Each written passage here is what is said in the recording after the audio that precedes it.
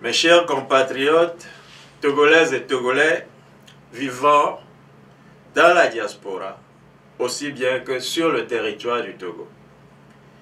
C'est votre frère, Kwasi Clousset, qui s'adresse encore une fois à vous, aujourd'hui, 18 juillet 2018, depuis les États-Unis. La crise politique qui secoue notre pays depuis des décennies et plus récemment depuis le 19 août 2017 doit nous interpeller très profondément et nous pousser à trouver une solution définitive. Si nous voulons laisser demain un héritage à nos enfants et aux générations de Togolais et de Togolaises, un pays digne de ce nom. Vous devez avoir constaté que depuis le premier jour du dialogue entre la coalition de l'opposition et le parti au pouvoir au Togo, il a été réclamé la libération de tous les militants arbitrairement arrêtés lors des marches pacifiques organisées et sur toute l'étendue du territoire. Et cela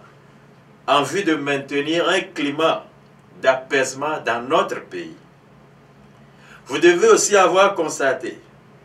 qu'à peine la moitié des militants avaient été alors relaxés et que malgré cela, la coalition de l'opposition, le Parti des 14, avait quand même accepté, continuer de participer au dialogue pour trouver une issue finale à notre crise. Vous avez certainement aussi constaté que plusieurs arrestations arbitraires ont suivi depuis notamment celui du président du REJAD, M. Asiba Johnson, accusé d'avoir écrit un rapport préliminaire qui à ce jour n'a pas fait l'objet d'un contre-rapport du gouvernement. Les militants du mouvement Nubweke continuent de croupir en prison. Et malgré toutes ces dernières soi-disant clémences présidentielles, la dernière, je crois, est arrivée le 16 juillet dernier, eh bien, 19 détenus ont été libérés, mais que de rafles, que de personnes encore en prison, malgré que le chef de l'État dit qu'il est en train de vouloir la paix dans notre pays. Eh bien, ces libérations à compte-gouttes, les rafles non justifiées sur la population, qui mettent plus de détenus dans les prisons au lendemain de la libération d'un petit nombre, nos villes de la région du Nord qui continuent d'être en état de siège, tout cela doit nous interpeller et nous faire comprendre que le parti UNIR du président de la République continue de tenir nos populations en otage et n'est pas prêt à faire des concessions au cours des dialogues qui l'opposent à la coalition des 14 partis de l'opposition. Et pire, le chef de l'État n'est pas prêt à accorder au peuple togolais ce que nos populations lui demandent en réalité, à savoir son départ pur et simple,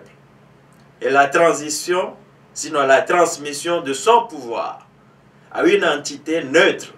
qui pourra permettre aux Togolais d'effectuer les réformes nécessaires qui nous conduiront à des élections transparentes capables de remettre notre pays sur les rails et faire avancer tous les fils du Togo dans la sérénité, l'unité et la paix vers un avenir plus prospère, et cela pour le bonheur non seulement de notre sous-région, mais de l'Afrique tout entière, voire du monde entier. En vue d'amener le chef de l'État, Faure Gnassingbé,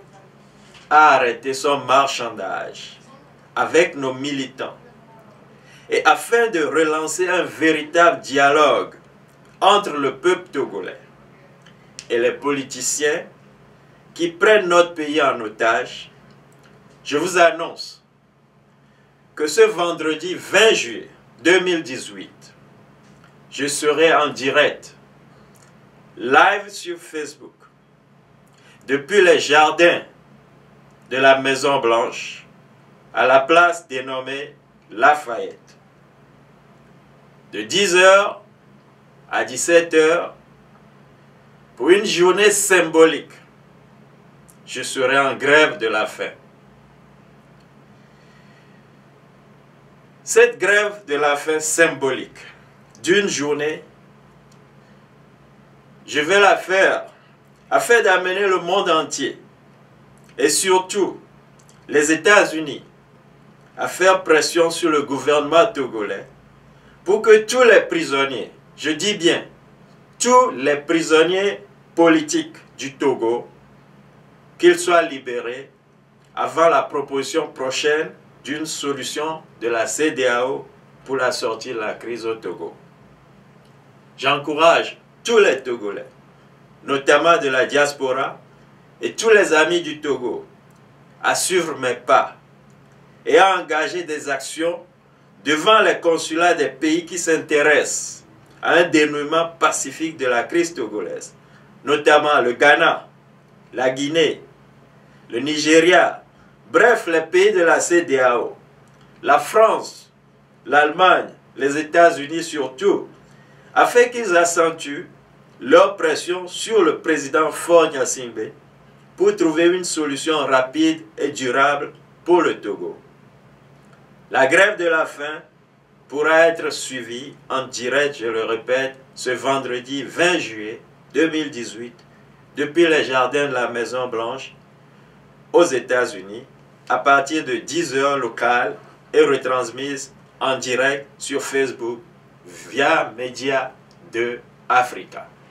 Je vous remercie.